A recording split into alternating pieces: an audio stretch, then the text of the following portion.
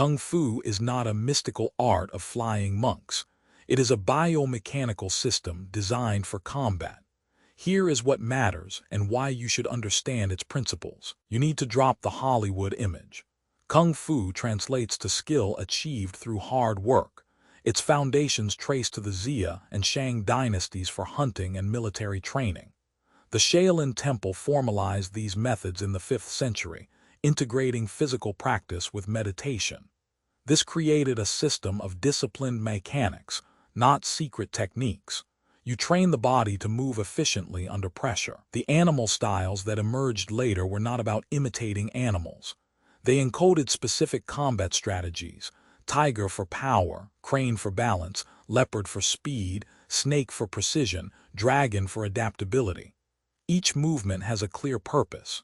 You execute a strike not because it looks impressive, but because it works. That is the principle you need to internalize. You hear about Kai and internal energy. Focus on what you can control: your structure, your alignment, your timing. The body works on leverage and momentum. A good stance transfers power from the ground through your hips to your fist. The animal forms teach you this mechanically. The crane stance builds balance and precision. The tiger stance develops rooted power. You do not need to visualize energy flowing. You need to feel the tension in your legs and the alignment of your spine. When you throw a punch, you rotate your hips. When you block, you use your frame. These are physical laws. You can test them in sparring. If a technique fails, you adjust your mechanics. That is the only measure that matters. You might think Kung Fu belongs in a Kun. In China, police units train Jingcha Quanfa or police boxing. This system integrates traditional techniques with modern tactics. You use joint locks and throws to control a suspect without escalation. The same principles apply to you. If someone grabs your wrist, you rotate your arm to break the grip. You use leverage to off-balance an attacker. These are not ancient secrets. They are practical mechanics that work in real-world scenarios. You train them until they become reflexive.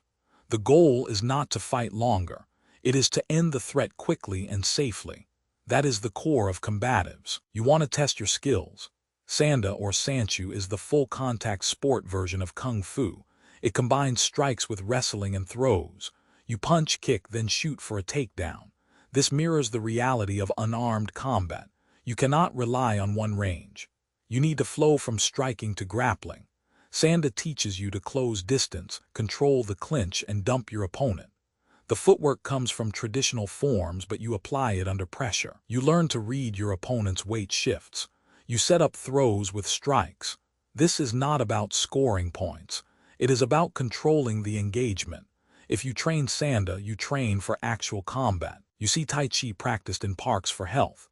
Its martial origins teach you something else. Tai Chi uses yielding to redirect force. You do not block a punch. You guide it past you. Xingyuan uses linear, aggressive strikes based on the 5 elements. Each element represents a different power generation method.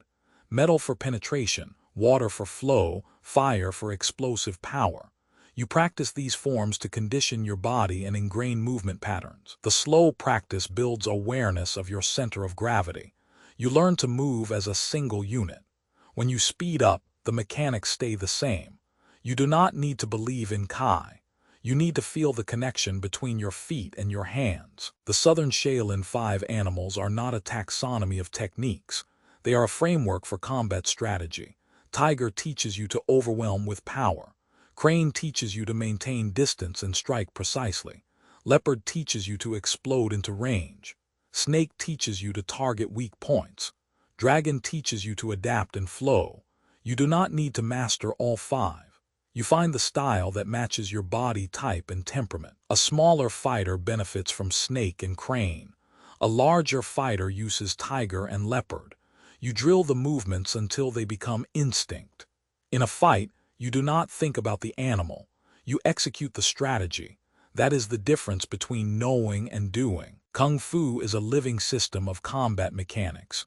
You strip away the myth and focus on what works. Train with purpose.